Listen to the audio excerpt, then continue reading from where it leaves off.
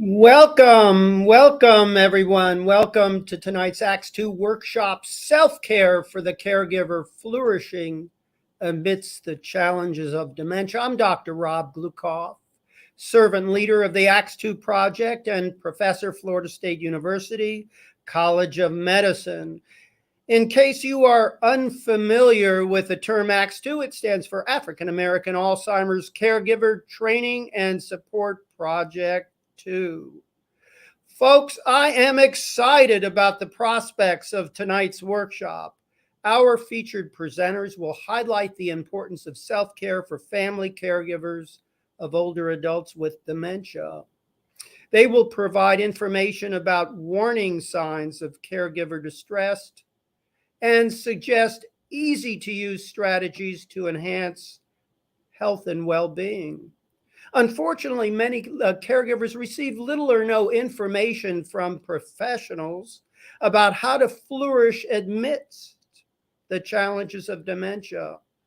Well, tonight, folks, we plan to fill this gap. Unfortunately, there has been a lack of information, but we are going to bring it tonight. Particularly important, you will hear firsthand tonight from a family caregiver the strategies she has used to uplift her emotional and spiritual well-being in the face of multiple caregiving challenges across the stages of dementia. Audience participants, please ask questions and provide input throughout the workshop. Before I introduce this evening's presenters, I want to recognize our partners who've contributed both resources and guidance in the development of Acts 2's Dementia Caregiver Workshop series. Acts 2's primary collaborators are the Florida State Primitive Baptist Convention, the Florida General Baptist Convention, Florida Progressive Missionary and Educational Baptist Convention, the African Methodist Episcopal Church, 11th Episcopal District, and Florida State University College of Medicine's REACH project. Turning now to tonight's presenters, we have three inspiring speakers: Dr. Nakeisha Rodgers, Dr. Linda Miles, and Mrs. Tomeka Norton-Brown. And I have the distinct privilege of serving as moderator for this evening's workshop. Please permit me just a few words to share about each of our distinguished speakers. Our first presenter, Dr. Nakeisha Rodgers, earned her bachelor's in biology degree at Acadia University. She attended medical school at the University of West Indies and completed her internal medical residency at the Yale New Haven Health Program. Dr. Rodgers subsequently received fellowship training in geriatrics at Harvard Medical School. She is currently clinical assistant professor at Florida State University's College of Medicine and is a key member of FSU's internal medicine residency program at Tallahassee Memorial Healthcare. Dr. Rodgers has over a decade of experience caring for hundreds of older adults with complex medical concerns. Through her book, Secrets of Savvy Seniors, some of whom are caregivers, she equips medical professionals with the tools needed to guide seniors in achieving optimal health and well-being.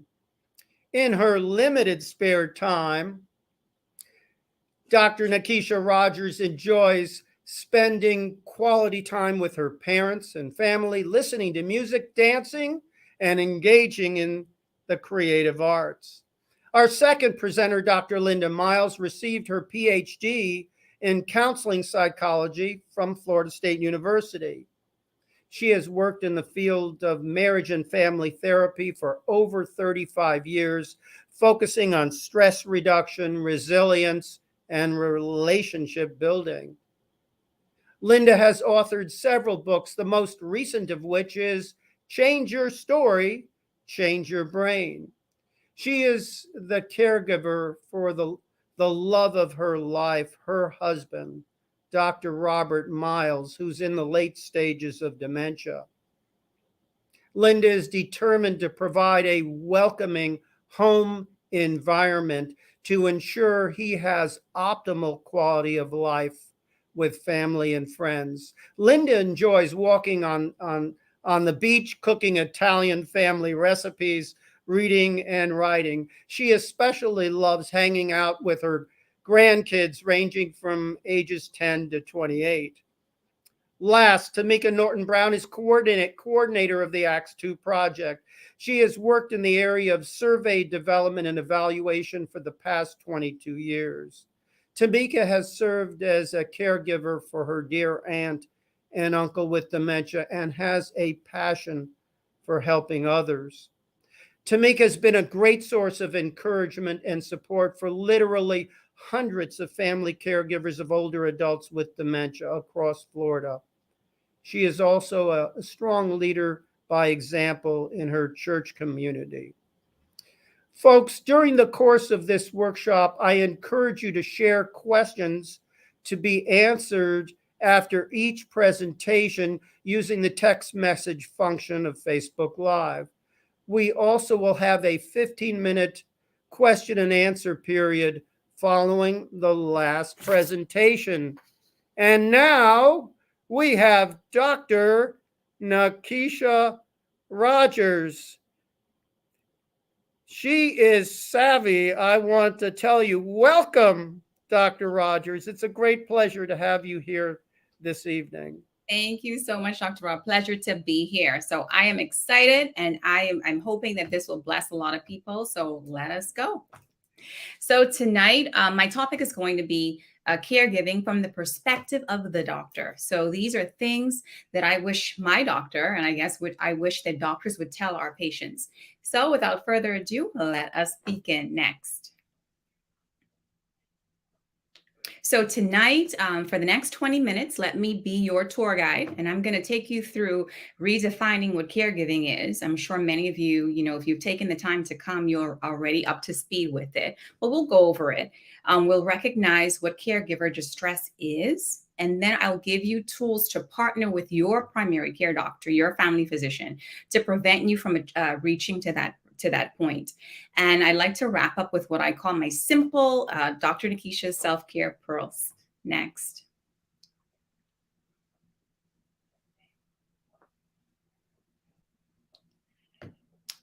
All right. So as Dr. Rob pointed out, I am an assistant professor, teacher, writer, just wrote my very first book. And this was a love that I wanted to really do. And in that book, I spoke a little bit about caregiving because it's so, so important. I see it in so many of my relatives, my sister, family, friends, and so forth.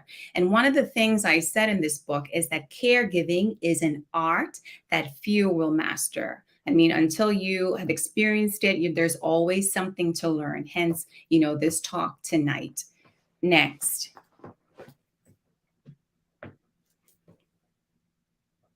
So what exactly is caregiving? In its simplest terms, caregiving is providing that emotional, that physical or even that financial support to your loved ones.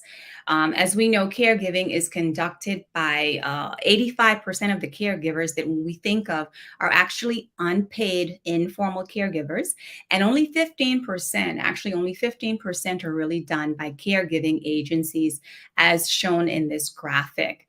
When we think about caregiving, we also define it based on how long someone's been caregiving. So we've had spouses, as Dr. Miles will tell you in her presentation, that have been doing this for many years. So they are pros at this, as opposed to maybe a young daughter who, as a result of a father suffering an acute illness, is thrown into this very acutely. So we look at caregiving in terms of the duration. We also look at it in terms of a location. So I'll kid you not, there are caregivers who are on site, living with their loved ones, and they're actually caregivers who are doing an amazing job, even remotely, trying to manage their loved ones' issues. Next. So, what are the stats on caregiving? So, about less than 10 years ago, the AARP Association said that if we were really to put a money price or dollars to the amount of work that you all do, the bathing, the dressing, dealing with your patients and your family members, this would total under a trillion or nearly $500 billion. So, this is a really large workforce and a lot of revenue. And as I stated before, this workforce, this revenue is generated by 85% of people that are actually unpaid informal caregivers. Next. So I want to show this slide, and I'm sure you guys will have noticed that as caregivers start to come about, what we're noticing is that we're now at this crossroads of what we call the sandwich generation. So look at that graphic, and I'm sure you can see, this is now, a young woman, young couple, where they're in the throes of raising a young family, young beautiful family, but also having to balance that with, the care of their older parent. So we're now in this sandwich generation, which sets a lot of my patients up for, issues with caregiver distress.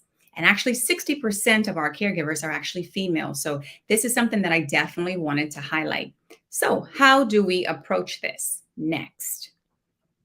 So what exactly is caregiver distress? I initially had this slide as caregiver burnout, and Dr. Rob was like, Dr. Rodgers, I need you to, give us some hope. So we reworded it to caregiver distress. And in simple terms, it's basically that state of emotional, that physical, that inertia where you're just like, I can't take this anymore. Okay, next. So how does it present? So in our office, we see a lot of different patients, and it presents in several, common ways. So there are common themes that I want to share with you all that you're probably going to sit back and say, yep, I've experienced that one before. Next. So as a Christian physician, a lot of my patients really enjoy when, I start to talk about my faith with them, or they share their faith with me. And I've seen, patients that are albeit very, very devoted to their loved ones, but it takes a toll. Sometimes I think about scriptures with the prodigal son where you'll have this daughter or son, and they are in the throes of caregiving. And sometimes they'll come to me and say, Dr. Rodgers, you don't know what it's like. I'm doing everything, and this other person's not pulling their weight. And so you have people that will spiral down through apathy, then they're balancing that with this guilt of feeling like, well, I have to honor my parents. I have to do this. On the flip side, you go from the patients who become apathetic, they feel overwhelmed, no one's helping me, where is God and all of this, to some that may even, become excessively, I wouldn't say hyper spiritual, but they need an outlet. So they need some way to divert the stress of caregiving. So it affects your spiritual life. Next. It also affects your emotional life. So I'll share with you a little statistic. About 20% of the patients that we see that undergo caregiving battle with some form of depression. What does that mean? So in this graphic, clearly depicted here, we'll have patients that'll come in and they will fit the definition of being depressed, being overwhelmed. And as a result of, having to care and provide this incredible amount of duty to their loved one, it sometimes can affect not just them, but affect the people that are also in their circle. So you may have young women who, unfortunately, because of the stress of caring for the older parent, may develop intimacy issues with their spouse. With thinking about the finances, who pays for hospice, who pays for respite care, all of those things can compound relationships. And as a result of that, you can have issues with, again, marriages, issues with, children, where the loved one becomes the focus of everything. So there's that emotional aspect as well. Next. Physical. So I'm sure you all in this graphic, everyone can relate. We know that dementia has 7 stages. You have the initial stage, stage 1, all the way to the end stage. We like to think about it as, we sometimes as physicians, we call it the slow goodbye. So imagine yourself watching this person that you revered growing up, or this loved one kind of slowly slip away from you. That takes a toll on you, not psychologically, but also physically. As we go through the 7 stages of dementia, I like to keep it as I teach my students. Stage 4 is, somebody that may have a problem balancing their checking account. Whereas by stage 5 and 6, patients have difficulty dressing themselves, grooming themselves. So I see a lot of patients, and caregivers that come in complaining about back pains, herniated discs. They may have chronic migraines, and they're like, "Doc, I can't figure out what's going on." So all of these things play a role, and every organ system can be at risk with caregiving. Next. So how do you partner? So how do you work with your primary care doctor and even your loved one's primary care doctor? So I'm going to give you all some tips. So let us go.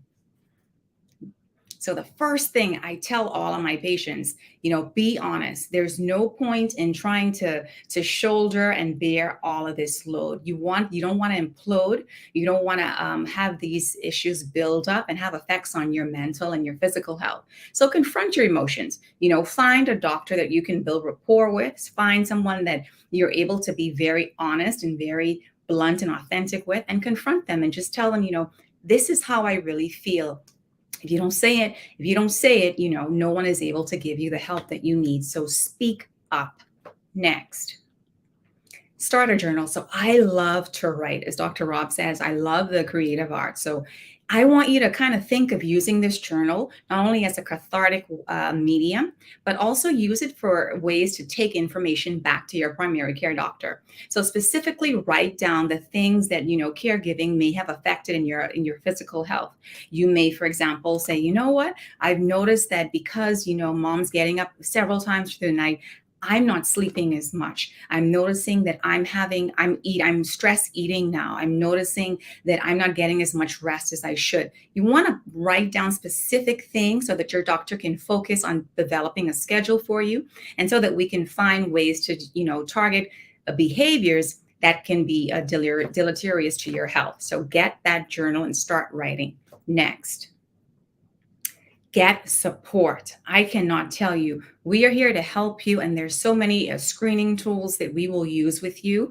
If you tell us in the last 2 weeks that you've been feeling sad, you've not been enjoying life, we do simple screening tools. The one that comes to mind that everybody probably has heard about is that infamous PHQ-9 that you'll do in that waiting room. So we'll give you 2 questions, like in the last 2 weeks, have you been feeling sad or depressed? If you score a 3 or higher, then we'll do a more detailed screen, call it PHQ-9, where we ask you 9 questions about your mental health.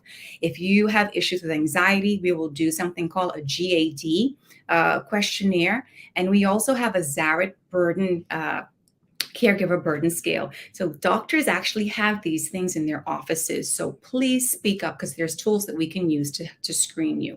Next. I cannot tell you how much this slide is so important. Schedule your wellness exam. I tell people all the time, as much as you want to help your loved one, if something happens to you, then you're not going to be able to help anybody. So keep up with your age-related screenings. We are big on preventative care. If you're 45, get your colonoscopies. If you're over 40, start your mammograms. If you're going to be doing a lot of lifting, and I've seen it before, accidentally people falling as a result of trying to lift their loved one, make sure that you're getting your bone densities. Regardless of your stance on vaccines, speak with your doctor. But in everything, get your eyes checked yearly. Just make sure that you're keeping up with your wellness exams. And also, if there is a nagging pain, I know a lot of my patients tend to say, "Oh, I can't make it. I have to take care of so-and-so." But you don't want an acute pain to spiral into something more significant. So please even make your acute visits. Next. Know your numbers. So I'm a big proponent of Hosea 4 and 6. I believe that people perish for lack of knowledge. So I'm all about learning and applying that knowledge. So I tell people, know what your baseline blood pressure is. If heaven forbid you're rushed to urgent care and you've never been checking it, you won't have an idea of if this is normal for you or not. Know your basic blood pressure. Know what your heart rate is. Sometimes if you're stressed out, you may end up going into what we call SVTs or arrhythmias, where your heart goes extremely fast. That can be dangerous. So, on the way picking up that medication for your loved one, stop into Publix, go in and let them, check your blood pressure and your heart rate, but stay on top of your numbers. If you're diabetic, know what your general A1C should be. It's so important that you stay on top, because if something's out of whack, you have a baseline reference level. Next. So what are my self-care tips? So I like to keep things simple. I always tell my students, keep it very simple. So Dr. Nakeisha's self-tip number 1. Next. Communicate, communicate, communicate. We want to hear from you. Trust me, when I'm on the ward and I'm admitting patients with my students, the thing that we look for, we love a caregiver that is involved. So remember that you have the right to be notified about, status updates on your relative. If your relative is admitted and you are the caregiver, we need to hear from you. So, make sure even in the primary care visits, their PCP, that there's a backup demographic person, in case you're not going to be around. Make sure that you're clearly documented in the demographics. If your loved one is admitted, make sure that that you're able to provide information to the caring team. Make sure that you're involved in any changes make sure that you are involved in any status changes. So if they're going to make decisions about discharge, about, social work, physical therapy, make sure you have a voice in that. And 9 times out of 10, the rounding team, the hospitalist team, we want to hear from you. So communicate clearly with the care team. Next. Tip number 2, bind it to find it. I cannot tell you, we've all been there. I will be honest and transparent. I've had issues sometimes where I would forget to, put everything together. But, should something happen to you as we, traverse the stages of dementia, as dementia proceeds and you have to maybe, make more frequent visits to the emergency room, although we hope to avoid that, it is so important to make sure that you bind these things together, because you don't want to be frustrated and flustered and, you're looking for insurance cards, you're looking for the pharmacy names, you're looking for the last emergency room visit. So, get a folder, put it together, speak with your loved one's primary care doctor, and just kind of make sure that they can, give you a brief summary, a synopsis of updated medications and so forth, so that you can have in a quick folder that if something were to happen, you've got your folder and you're good to go. Because all of that can cause you to be flustered, can cause you to be stressed out. Next. Tip number 3. So we live in a very high-tech age. And one of the things I like to tell my patients is that you have to utilize technology. And I tell caregivers. So I want to just put a plug in for a Mike, Mr. Michael. He's actually locally in Tallahassee. And he has an amazing app called Care Trainer. You can find him at Mike at Care Trainer without an E. And he's able to kind of guide you in selecting, the proper caregivers for your loved one. So utilize technology in helping you through the care of your patients. Next. Tip number 4, I always tell people you cannot do caregiving alone. Caregiving is an art that few will master, and you can't go this alone. So reach out to people. It's okay to say, no, I can't drive this person, do transport, as well as manage medications, as well as, do ADLs. So it's really important that you assemble your tribe. I just met a family recently, and I was so impressed on the way they had their people set up. So the daughter told me, hey, Dr. Rodgers, I'm the director of transport. My sister's the director of medications. And it was really cute, but really catchy, but they were so organized so that one person didn't get the burden of caregiving. Next. And tip number 5, as we wrap up, I always tell people to remember why you're caregiving. We want you to live and enjoy life and enjoy these precious moments each day, each hour, each second with your loved ones. So reframe your mindset and just focus on, you could turn a doctor's visit into, we're going to spend a day together with my mother. I'm going to spend a day with my father. I have one of my caregivers, along with my sister, one of my caregivers in the Bahamas. His name was Ravi, and he would take his mother. He would make their visits like a day out. They would go for a ride and they would go for ice cream later and so forth. So it became less of, another doctor's visit, as opposed to, this is a day I'm going to take my mom out. We're going to spend some quality time together. And another thing too, this can be, I've seen patients and caregivers, more importantly, rediscover their purposes. I'll give you an example, with if you're having to, deal with medication management and deal with, a management of wounds, you have no idea the skill set may become beneficial and may actually allow you to go into a new business venture.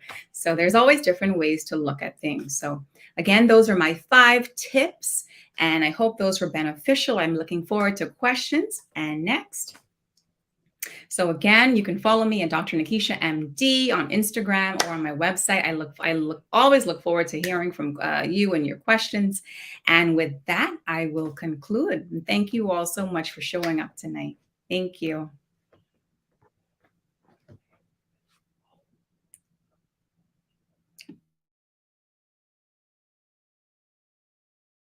Sorry about that. Senior moment. Wow, that was really a powerful presentation. And I just love the way the art, the mastery that you have in making the complex simple, having those 5 pearls from Dr. Nakeisha Rodgers at the end was so helpful. Question for you. It's a personal question. Would that be all right? How has your faith in Christ guided your practice in working with dementia care partners who are persons of faith? Oh, that's a very good question. I think for me, I start my day in prayer. And so I'm always trying to be, as people go through the throes of dementia, they tend to lose their ability to communicate, but they're very perceptive still. So that being able to really pick up on body languages and being able to really sense what they're trying to say, I think has been so important. And really still valuing them as a person, it just continues to be something where I use my faith to minister to the family as well as to care for the patient. Hope I answered that. Thank you. And we have an affirmation for you, Dr. Rodgers, from dear Stephanie Whipple. Thank you, Stephanie. This was such great information. Thank you, Stephanie. So helpful. I have another question for you as well. Okay. Just building on what you said before about the warning signs for caregiver distress. Why is it so important that family caregivers would be tuning in to such warning signs? Yeah, that's a really good question too, because I think if you're not in tune with how your body's doing, a lot of times, you cannot direct the care of the loved one. And I've had, patients where, this one person is doing everything for the patient, and then something happens to that caregiver. And as a result of that, the care spirals out of control. The patient ends up maybe in a long-term facility, and it didn't have to happen. So it's really important for the caregiver to also get care. In fact, with my students, I make it a point to have them ask the wife, ask the daughter, how are you doing? So they don't just focus on the patient, but they always end by asking that question. Another affirmation from dear Hattie Mary Young. Thank you, Hattie Mary Young. Excellent tips for the caregivers. Just wanted to let everyone know that we will be meeting as a panel following the 3rd presentation. So we will have a set of opportunities to ask questions to Dr. Nakeisha Rodgers. Here we have another affirmation. Excellent presentation with pearls of wisdom from real life experience. Well, you bring it, Dr. Rodgers. We thank you. You're welcome. Thank you. Blessing to have you aboard tonight. And now, folks, we have Dr. Linda Miles.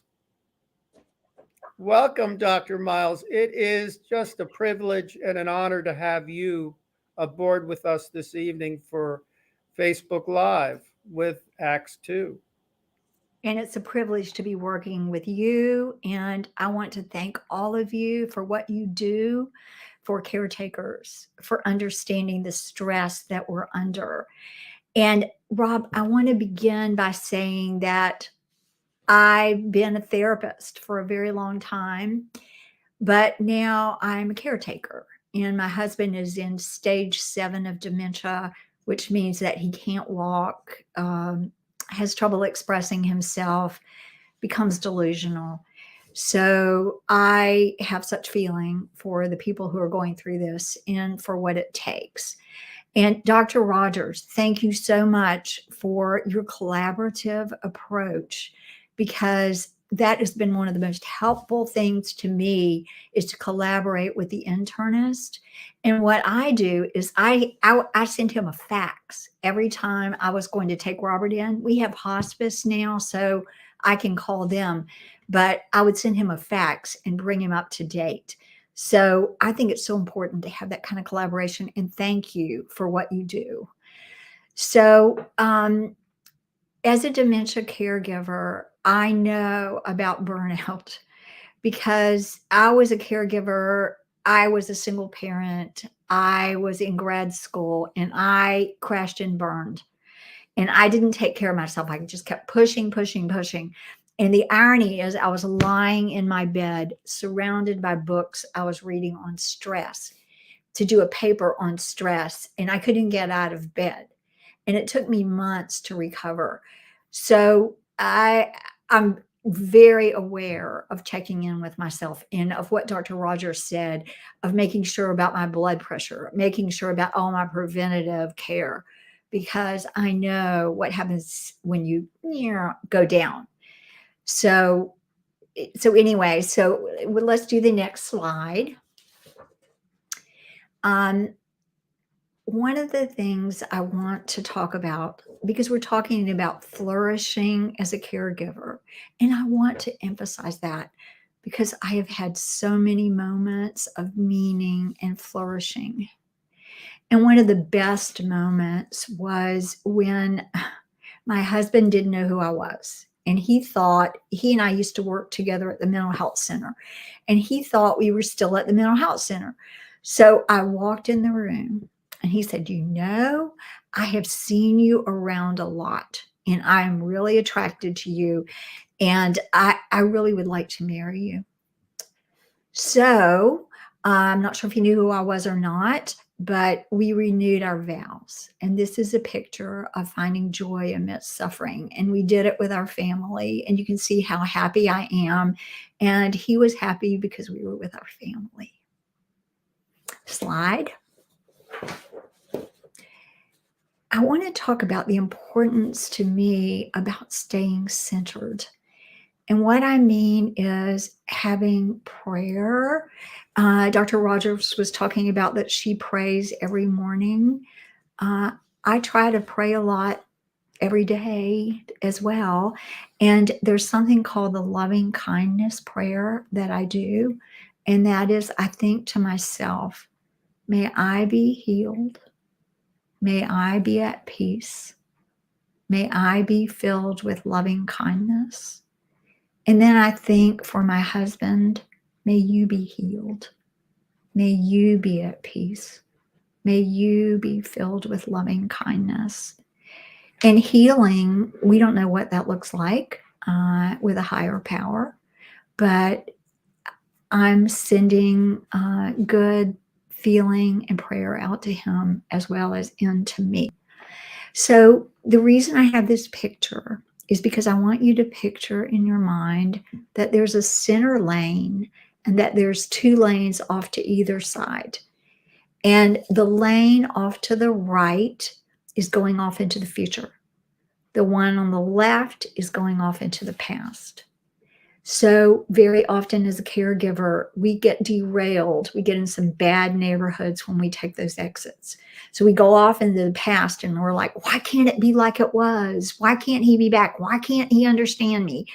I had a pity party, and all of us have meltdowns. I had a pity party meltdown when I thought, why can't you be a doctor who understands I don't feel well? Because I didn't feel well that day, and my husband was a doctor. Well, that's ridiculous because he doesn't know what day it is. So I brought myself back to the center lane. What is going on now, and how do I cope? The other one is off into the future. Oh no, what's going to happen? What's going to happen to my finances? What's going to happen to my life? What's going to happen to this, to that? You keep bringing yourself back to a centered place. And one of the ways I do that is I picture myself as a container for God to show up in. And I ask for the Holy Spirit to help me stay centered. Next slide. You know, I feel like if you want to flourish, you can ask yourself the question, do I become bitter or better? And this is a picture of a gentleman who's leading his wife, and someone asked him, why do you always lead her around on these walks? She doesn't even follow you. She doesn't know who you are. And he said, yes, but I know who she is. And we need to keep that in mind, okay? Next slide. Okay, these are the stages, and Dr. Rodgers also referred to the 7 stages. So I want to focus on the last stages, partly because I am so clueless that it was stage 4 before I really knew that my husband had dementia. Like many people, and let's look at the next slide. Like many people in stage 4, he's smart. He had such good reasons why he forgot things, why he went to sleep in the middle of the day, why he got lost. He always had these like convoluted good reasons. So sometimes we don't see it till it's late. So I would tell other people to be aware of the signs and don't be dumb like me and just think, oh, okay. Start to make plans. Figure out how you're going to stay in your lane. Figure out what your support system is going to be. Have plans in place. The other thing is, I spent more time going, don't you remember? Don't you remember? As if he did. So save yourself that frustration. They don't remember. When they're stage 4, they don't remember. And save it. Okay, let's go to the next slide. Now, that's where things really start to get moderately severe. That's when, my husband got really delusional.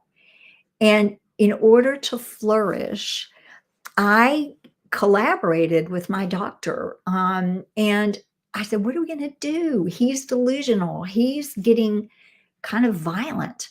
And by the way, watch your safety, because I knew from working in a psychiatric hospital to always have the door behind me, and so that I could get away if I needed to. And it was a good thing because my husband's huge and he lost control. He got scared and he knocked out a wall with a chair. You do not want to get in their face. You do not want to argue with it. You want to send notes to your doctor. You want to distract them. So he was saying, I've got to go now. I've got to go now. I have to go now. Well, I knew he was in no condition to go anywhere. So I use what I call tomorrow talk, because they all won't remember tomorrow. So I'd say, we're going tomorrow. And I'd use a very calm voice. We're going to go tomorrow. And I had a trusted friend who would say that, I'll come and pick you up tomorrow. And he wouldn't remember. Next slide. In stage 6, you really start getting very fatigued as a caregiver. You need to have compassion for yourself that you are going to have some meltdowns. I really can be wishy. And I have certain friends and a daughter-in-law who's a nurse that I'm able to vent to.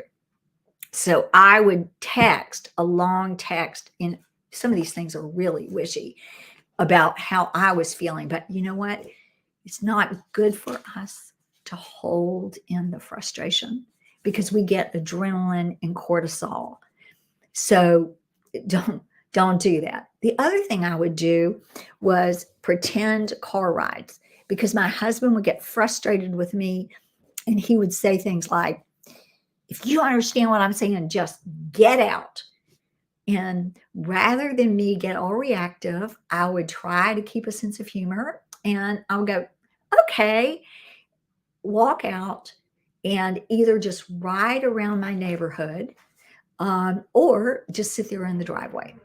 And I would do things that I like to do while I was sitting in the driveway. I would get away from the anxiety. And when I would come back in, he'd go, oh, wow, you're home. I'm so glad to see you. Perfect. So cut yourself away, take time out from those situations. Next slide. So bottom line is when you get to stage 7, oh my gosh, that's when you got all the physical stuff. My son has been a savior. He and I are devoted to keeping my husband home. So I take a shift till 3 in the morning. He comes on at 4, and we don't get into this life's not fair thing. We just get into this is what we need to do. Let's help each other. Next slide. Remember that when you hold on to the anger, it's like you're drinking Drano and wanting someone else to die. You want to be better, not bitter. Next slide. Now, one of the ways I flourish is with a sense of humor. You've got to have a sense of humor in all this. One night, my husband told me we had a turkey in our room. A turkey, okay? It wasn't even Thanksgiving. So what did I do? I walked out and said I was taking the turkey with me. And he believed me. I said, I'm the escort of the turkey. I will escort it out. So you get creative and you can be playful with it. You don't want to laugh at them. I was very serious. But inside, I'm thinking, oh my gosh, I'm taking out a turkey at 3 a.m. I'm scared of turkeys. So anyway, the other thing is he wanted a gun. Well, that wouldn't be a good idea. So I went to Walmart to get a toy gun that looked like a real gun. And I had the best time because you know how hard it is to get someone to help you in Walmart? People were running around trying to help me find a toy gun because they knew why. Watch out for your safety. I talked about that before. I want to emphasize that again. They don't mean to be dangerous, but they can be. Okay, next slide.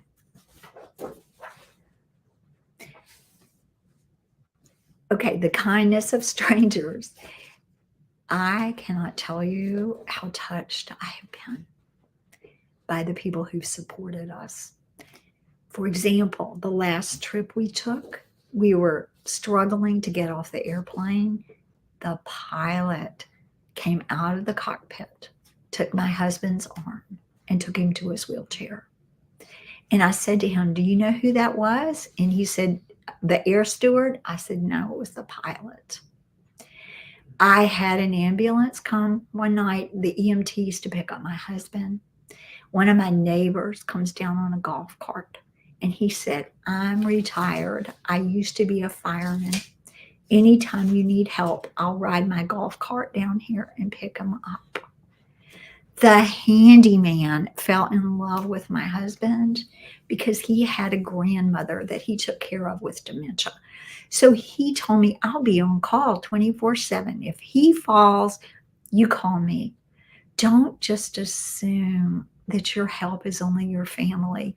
There is so much kindness out there that has touched my heart beyond anything I can say. This is a picture of hospice doing a celebration for my husband, who was a doctor in the Vietnamese War. And hospice has also been unbelievable. And one thing I want you to know is that when you're stage 7, your loved ones are eligible for hospice. Many people don't know that, and they don't understand all the help that you can get from hospice. Next slide. It's so important to be in the present moment. And I write books about it. I have a book, Train Your Brain. I have another book called Change Your Story, Change Your Brain, so that you look at this, what you're saying to yourself and how to calm yourself down. But spend time in nature. It says erratic exercise. Well, I guess sometimes that's what we get, but what it meant to say was aerobic exercise. 20 minutes of aerobic exercise 3 times a week reduces anxiety and depression. Also, deep breathing, because you'll realize you're holding your breath a lot. So when you breathe in, you think the word be, and when you breathe out, calm. Be calm. And sometimes I just picture myself as a container where I'm going to empty my ego and allow God to show up, to allow the Holy Spirit to fill me in that moment. Okay, next slide.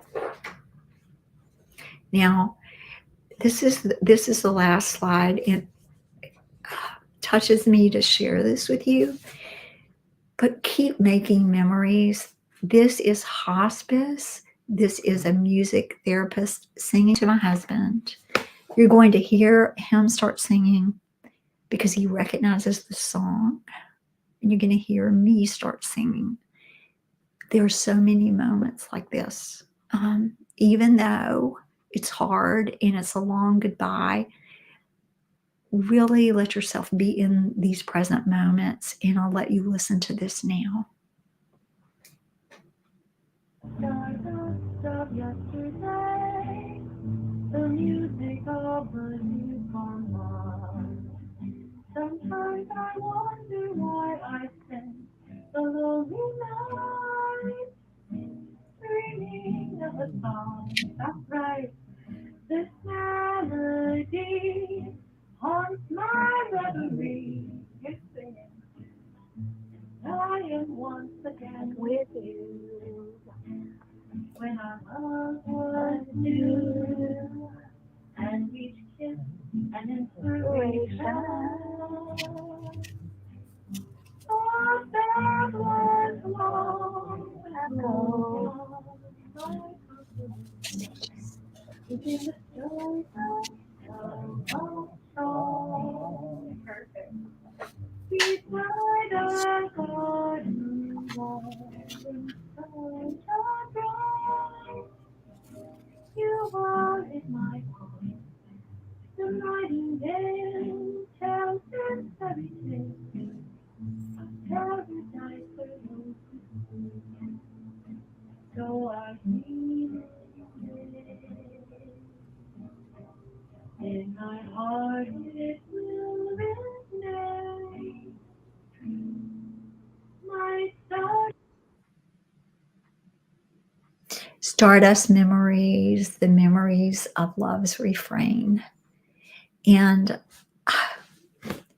I walked in the other night, and my husband said, I fell in love with you the first time I saw you. He knew me. He knew who I was.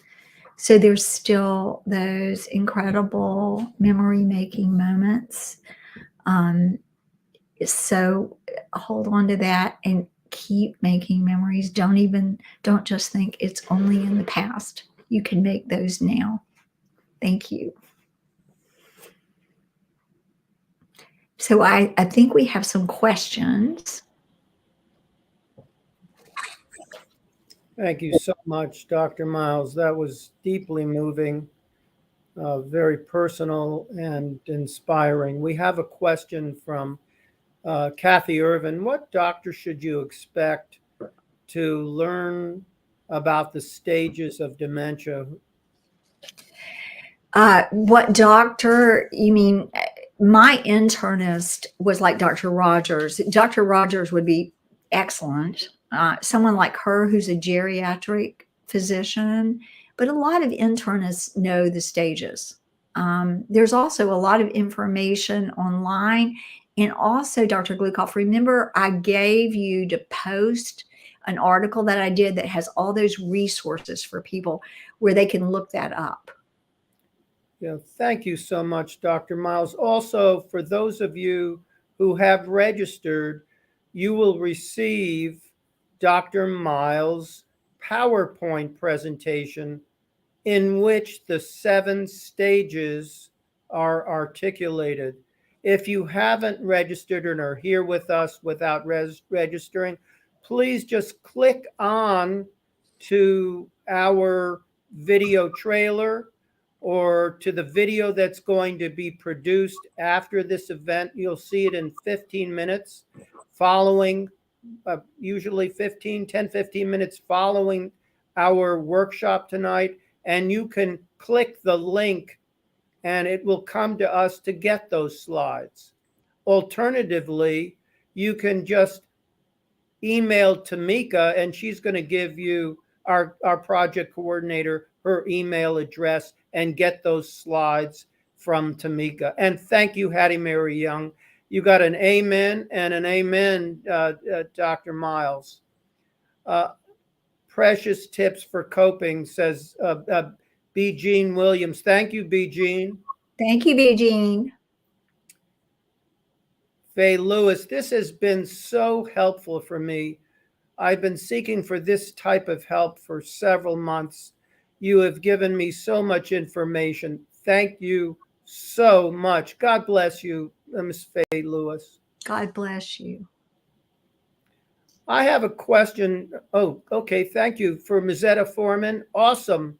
Thanks for sharing. Amen to that. Thank you, Mazetta. Real quickie question, and then we'll move to Acts 2 project coordinator Tomeka Norton-Brown. You talked a lot about being present in the moment. Mm-hmm. That's a challenge for some of us, especially if we're struggling in the moment, so to speak, and feeling anxious or harried. What do you suggest that a caregiver would do to increase the probability of focusing in on that beautiful moment in that time with their loved one with dementia, to be fully capable of imbibing the beauty of it all? Well, there's a saying by a neuroscientist, Dr. Drevitz, that in the brain, practice makes permanent. So you need to practice calming down when you're not in that situation. So when I talk about being a container for God to show up in, I go practice that on my own so that that's something I can drop into. I practice being in the center lane a lot of times on my own, not when I don't wait until I'm really tested. Because then a lot of times, honestly, Dr. Glukoff, I have to get time out because, like I said, I can be really witchy. And so I don't want to say what I feel like saying, which I could have said if he was okay, but it's not anything you want to say to someone with dementia. Like, why don't you listen to me? Things like that. So the bottom line is it's a practice. And the more you could go take walks and just focus on nature, or pull in and just focus, even if you just focus on your body or put your hand on something and just feel your hand and pull yourself into the present moment. There are tons of mindfulness practices. In the book, Change Your Story, Change Your Brain, I have a whole bunch of practices. But there are a lot of practices, but it's like anything else. If you're going to go play football, you better go practice. Well, on that note, I think we're going to pass to it. Hopefully, we'll go over the goal line with Mrs. Tomeka Norton-Brown. Thank you so much, folks. We will have a question and answer period after Tomeka's presentation, so please don't leave. Join us for that panel discussion. And now, Tomeka Norton-Brown, Acts 2 Project Coordinator. Welcome, Tomeka. Thank you so much, Dr. G.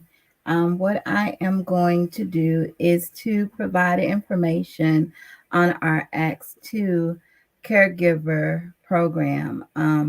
We've heard a lot tonight about, things that can be done to take care of self and being the container to be filled. And so what we're going to do is talk about some resources that are available to caregivers in the community and across the nation. Next slide, please. Okay. I'm going to give information on our Acts 2 Caregiver Project. First of all, let me say that Acts 2 is a free faith-based skills training support for African American caregivers of loved ones with Alzheimer's or dementia.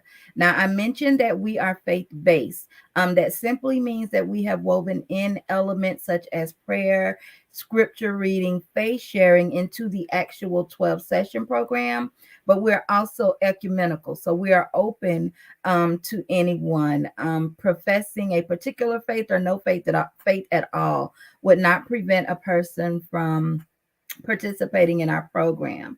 I often describe our program, our objectives as being the branches of a tree. So on one branch of that tree, we have the dementia awareness presentation. So number one, increasing dementia awareness and knowledge through presentations and workshops through faith community and elder care venues, as well as through social and print media. That is available for free. As I said before, we provide all of our services for free. Secondly, we provide brief telephone-based problem-solving consultation and referral services to African American dementia caregivers and other stakeholders. For those brief telephone-based problem-solving consultation and referral services, those are open to any person, regardless of race. So you don't have to be African American to have the benefit of those problem-solving consultation and referral services. And that is available to anyone in the U.S. So that's the branch of the tree that is available to everyone. We also deliver what you'll hear me describe in a moment, our 12-session program, which is faith-integrated skills training and support to distressed African American caregivers of older adults with dementia. And as I said before, that's our 12-session program, which I'm going to describe, that is only for African American caregivers within the state of Florida. Next slide, please. Okay. On our 12-session program, it includes 7 group skills building, so 3 persons in a group, and then 5 individual sessions. And it's important that there are those 3 caregivers in a group because they get the opportunity to learn from one another, to know that they are not the only ones who are going through it. And it's building that sense of community among those caregivers. We are free. We're telephone based. So all of our sessions are delivered weekly over toll-free telephone by trained lay pastoral care facilitators. And when we refer to lay pastoral care facilitators, those are basically lay persons from the community, faith community, that have either been nominated by the adjudicatory leaders or persons who might be watching this workshop tonight and decide, hey, this sounds interesting and I would be interested in delivering the sessions. They are trained to be able to deliver the modules to our caregivers. In those individual sessions, so those 5 individual sessions with the facilitators, it will focus on goal setting and problem solving to address concerns identified by the caregivers. The majority of the time, the caregivers do come into our program with 2 or 3 things that they would like to work on. Sometimes they are caregiving related goals, or sometimes they are personal goals. And the facilitators actually work with them so that they can come up with goals and strategies to make progress, toward those concerns. Next slide, please. The contents of our skills building modules. We have 6 major components. The first is an overview of the basic characteristics of the dementias, or what we refer to as Dementia 101. There is relaxation training that's combined with calming prayer and or meditation. I often talk about the myth that relaxing is just getting in your favorite chair, kicking off your shoes, and all of a sudden you're relaxed. When in actuality, there is an entire process of having mind, body, and spirit enter into the state of relaxation. And we train our caregivers on how to actually relax. We also teach them the skill of effective thinking about the challenges of caregiving that are coupled with scripture, just helping them to change the way that they think about their caregiving situation. Next slide, please. We have my favorite module. I refer to it as the me time module, which is building in pleasant daily activities as a guard against emotional distress. So like taking in some of the tips that were provided tonight, just being able to negotiate, 15 minutes so that you can get away and take a walk or listen to whatever your favorite type of music is, listening to gospel music. We actually teach our caregivers in the program the skill. You would think that it's automatic that we know how to take me time, but we actually don't. It's a skill to be able to negotiate taking that time that you need for yourself. We also work with them on communicating effectively, not only with their care partner with dementia, but with family and health professionals. And then lastly, developing those effective problem solving skills through personal goal setting. Next slide, please. Okay. Here are some dementia care resources that are available. There is the Alzheimer's Association, the Alzheimer's Foundation of America, the Florida Department of Elder Affairs, the Elder Helpline, Elder Care Locator, and the Alzheimer's Disease Education and Referral Center. Next slide. Okay. How can caregivers or interested stakeholders contact Acts 2? There are multiple ways to contact us. You can learn more about us by telephone, email, or through the web. We have a toll-free number. That number is 1-866-778-2724. My local to Tallahassee cell phone number is 850-274-4945. And if you call that toll-free number, it will also roll to my cell phone. My email address, tnnorton@fsu.edu. And I know Dr. Glukoff mentioned earlier that if you were not able to pre-register and you would like to receive a copy of any of Dr. Miles's presentation or any of the Acts 2 information, you are more than welcome to reach out to me either via email, or you can send me a text or give me a call. We also have here on our Facebook page, Acts 2 Caregiver Project. You can send us a message here and we will respond. The last thing that we're going to do is we're going to give you a look at our website. That website address is www.acts2project.org. And if you would please bring the website up.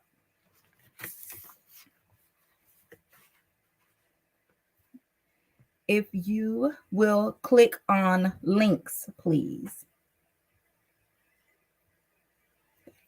Here on our page, the links page, we have links to useful resources, not only in the state of Florida, but nationally as well. Sometimes it's hard to even know where to begin. So if you come to our website, hit links, and this will provide information for you. If you will click on caregiver resources, please. On our caregiver resources page, we have things such as prayers and readings, so like a caregiver's prayer. We also have information on the basics of dementia. There's information on caregiver skills. Once again, lots of very useful information that can be found by visiting the caregiver resources page on our website. If you will click on donate, please. If you would like to learn more about how Acts 2 is funded or ways to support Acts 2, we are primarily funded by grants and private investments. You can feel free to check the information out there. And if you're interested in becoming a donor, information is on this page on how to accomplish that as well. And lastly, if you would click on sign up. This is another way that you are able to reach out to us. You can fill in your information here, or even if you just have a question, and it will route to my email address on the sign up page. There is also a repeat of our contact information. That concludes the Acts 2 website tutorial. What we're now going to do is to bring everyone up so that we can have our panel discussion. Well, boy, this was quite a powerful workshop this evening. I'm just overwhelmed myself. I'm thankful that we don't have to end at this point, and that we have an opportunity for additional questions to our illustrious panel. If you wouldn't mind, Espy, our social media coordinator, if you could share a question, please, with that from our one of our participants. From dear Stephanie Whipple, thank you for your active participation, Stephanie Whipple. Do you think as the stages progress, the caregiver also experiences stages as well? Now we'll start with you, Dr. Miles, and then we'll ask Dr. Rodgers and the future doctor, Tomeka Norton-Brown. Actually, that's a really good question, because I haven't seen much literature around that, around the stages. I can say from what I've observed working with people and my own experience, there's definitely a stage of denial where you just can't believe it's happening. Dr. Rodgers, maybe people like you can pick up on it early and inform caregivers, listen, there's warning signs here, because there's a real tendency to deny it. Underplay it big time. Mm-hmm. And like I said, my husband was a smart cookie. He could explain away anything. But I think then you go through some real angry times where you get angry that they're not, they can't remember, and you want them to remember. I think there is some depression, some normal depression and loss across the stages, because every stage you keep losing more of them. But Dr. Rodgers, have you seen any literature about the caregiver stages? Yeah, I don't think there's actual literature, and that would actually be a good topic to study. But I totally agree with you. It's almost like if you're losing someone, so you go from that anger, that frustration, the grief. So it's almost, to me, synonymous to the stages of grief. So you're angry, you're fuming, and then there's this gradual acceptance of it as you start to get the strategies to cope, as you start to understand the process. So I have patients, like I say, caregivers, who, as long as you explain what to expect, then they're better able and they're more prepared. I don't know if you found that education. Absolutely. And also, Dr. Rodgers, with myself, just when I know that, and I know, okay, this is the next stage and this is what's going to happen, then I prepare. Then I'm like, okay, yes. So this is this stage, and we're going to have to face incontinence, or we're going to have to face a lack of mobility. Yeah. So yes. Good question. Let's hear also from Tomeka, and then we'll have Stephanie's question. Tomeka Norton-Brown, since you've been a caregiver for your dear aunt and uncle, please, your thoughts.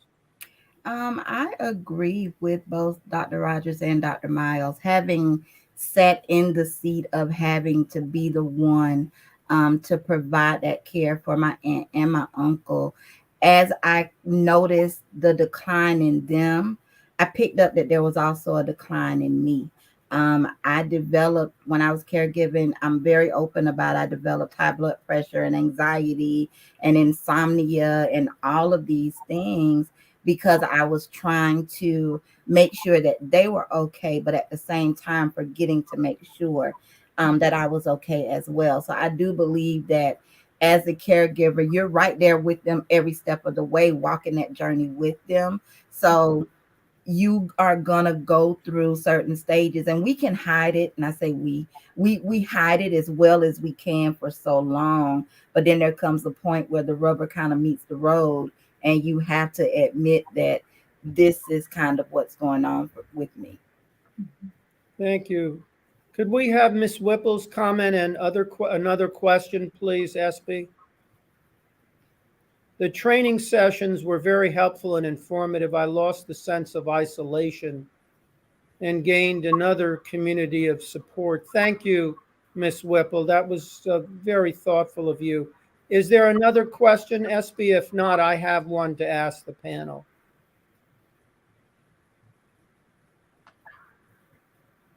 Oh, I'll just go ahead. And this will follow from Ms. Whipple's comment. For each of you, do you have suggestions for care partners of older adults with dementia in giving themselves permission to seek support from others? That's just such a challenge when many of us as caregivers, including myself, maintain the illusion that somehow, we can make it on our own. If I admit that I'm struggling, that somehow that's a sign of weakness. I guess I could start. I think it's really important to, I think I kind of touched on it a bit. So when we're in the room with the patient, one of the things I have started, really hounding on with the students is, before you end this encounter, ask the caregiver, because sometimes the caregiver is just sitting there and they're feverishly writing down everything we're saying. And, when I tell the students, like, if we give the best care plan, but this person in the room is not addressed to see how they're doing, this care plan is just going to go up in shambles. So it's really important to, speak to the caregiver. And I always ask them, do you have a doctor? When's the last time you've seen your doctor? And you'll be surprised, that simple question, they really recognize that, my loved one's doctor is actually respecting my role in this relationship. So just that simple question, I think, is really profound. Thank you. Dr. Miles? I'm more like Tomeka, which is that I got very symptomatic. And I, as much as I tell people what Dr. Rodgers just said, I tell anyone that I had trouble drinking my own Kool-Aid and going, I need to take care of me, and giving myself permission. What helps me is to remember, love one another as thyself. And I have to say, okay, well, wait a minute. What am I doing in that equation? Because it is not my instinct to do that. My instinct is love one another. Who can I help today? So yes, I have to drink my own Kool-Aid on that. Tomeka, you talk a lot about keeping that pitcher full rather than empty. Your thoughts? We're talking about Kool-Aid as well, so I couldn't. Yes, yeah. Right. I think that's exactly what it is. I'm all about, not when I'm talking to caregivers, and even self-talk that I have to do with Tomeka, is to remind myself that I deserve the same grace that I'm giving to everybody else. We worry so much about, are they okay? But we never stop to ask, are we okay? And there were examples. I often talk about how I watched my grandparents, be caregivers for everybody in the community, but I never saw my grandmother tired. I never saw my granddaddy, take a break. And so my mindset from childhood has been, you just go and you get it done. But I believe that as we know better, we do better. And so, we have to learn that. And it's okay to say to somebody that today's not a good day, that I need a little bit of help. There's strength in being able to ask for help. So that's the tip that I always try to live. I live it, and I also try to leave that with folks that I speak to. We have a comment from Kathy Irvin. Thank you, Kathy, for being such an active contributor. Please share with caregivers how to seek a care companion for themselves. Your comments, let's start with you, Tomeka. What I would say is fortunately there are a lot of resources that are available. The problem is just that the community isn't aware of them. I would say use our toll-free number, use my cell number, call me. Let me know what your needs are, and I will do the research to kind of point you in the direction of what you need. The first step is admitting that you need the help. And from that point, we can start the journey. So just reach out to try to get the help that you need. Quickie question, follow up for Tomeka, and then for Linda Miles. You talk quite a bit in presentations about the challenges that you had in asking for help. What was the turning point for you when you decided to let others know that you needed help, Tomeka? And then we'll ask Dr. Miles. I have to be honest, it was very difficult. It actually came from a conversation that I had with my primary care provider. I love my primary care provider. She was picking up and noticing that every time I came, there was a new issue. Every time I came, there was a new thing. And so she just kind of started asking me what was going on. And she told me that it was safe for me to let her know everything, because we try to hide so much, because you don't want anybody to think that, oh, I can't handle this, or, I'm ill-equipped to take care of my loved one. And I struggled caregiving for many, many years without saying anything to anybody about the things that I was going through. And so it wasn't until I had that conversation with her, and she basically said to me, if you don't make some changes, they're going to be alive and you're going to be dead. Now, what do we have to do to fix it? And so that was the wake-up call that I needed. It was exactly what I needed at the time to kind of spur me to start thinking about, okay, I need to do what I need to do for me. Dr. Miles, what was your turning point? Well, actually, I was blessed because my son is a pastor. He came with his family for last Christmas. And unbeknownst to me, he had gone and found another job as a pastor here. And he told me, Mom, you can't keep doing this. He's the one that told me, you can't keep doing this. I'm moving in with you and I'm helping. So we literally do shifts. He gets up starting at 4 and I stay up till 3 a.m. And so he's been just a godsend to me. But I can't say like Tomeka, like I had some turning point where I just got it. He gave it to me as a gift. Well, thank the Lord for that. Let's hear from Dr. Rodgers about what has led her to focus after doing that internal medicine residency at Yale. What led you to focus on your work, your passion, in working with savvy seniors? I see. So actually, I when I was younger, I was always really comfortable with older people. I think my mother remembered when I would go to this bakery and just get donuts. And I think I told you before, they tried to figure out why is she staying in there for just 6 donuts. And it was because it was owned by this elderly couple. And I think all throughout my life, God gave me these little eureka moments where I just always had this comfort talking to seniors. I feel really comfortable with them. They're very sassy, very direct, but they are so appreciative. The simple things you do and the life lessons you get from them, I think, is priceless. So a lot of times they think that I'm helping them, but they're actually helping me. So it's kind of selfish, but yeah. And we have time for one final thought, and we'll start with you, Dr. Rodgers, please. I would say, for everyone that attended, I definitely commend you for that. So it just speaks to your desire to get more knowledge. I'm big on learning. I think that knowledge is power. I say that so many times, that Hosea 4:6 is so true. So, continue to show up, make yourself, knowledgeable, speak to your doctor. That is your right. Find care groups online, speak to people in your community, and never be too proud to say, I need help. And you have no idea who you're going to bless. So I would just say, get the knowledge and apply it. Well, I'd say you've blessed the Tallahassee community and all those other communities whose seniors, the lives of seniors you've touched, Dr. Rodgers. Thank you. How about you, Dr. Miles? A final thought.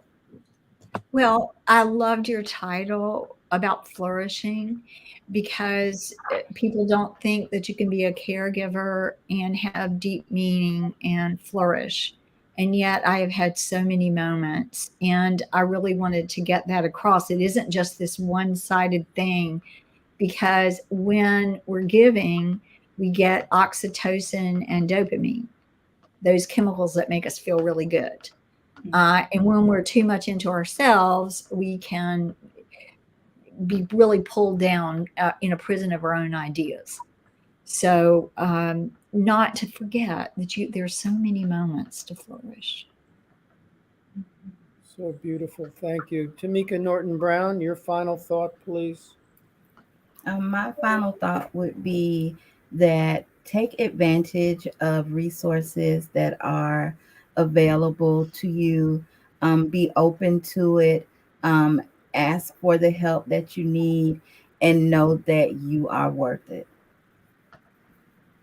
My final thought is the attitude of gratitude. I am thankful to these three wonderful women.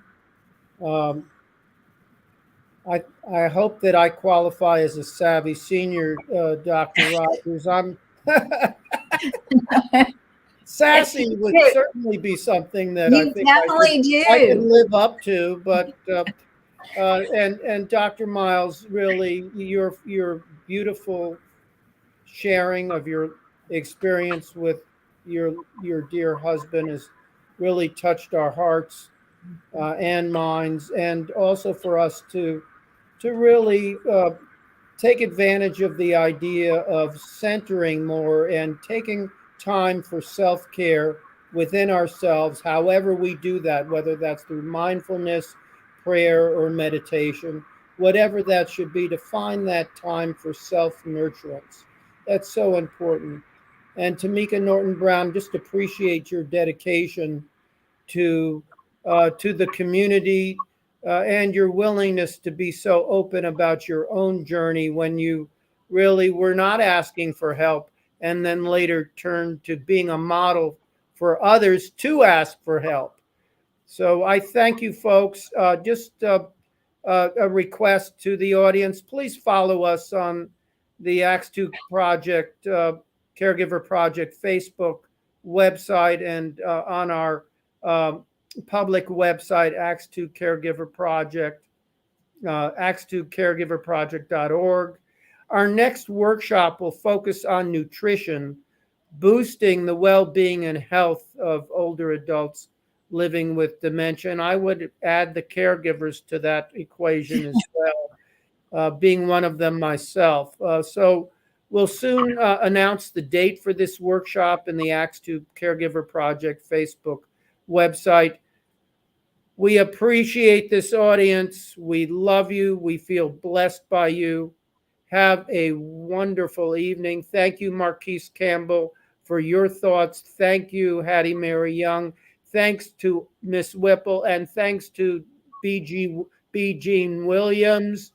We have been blessed. So bye for now.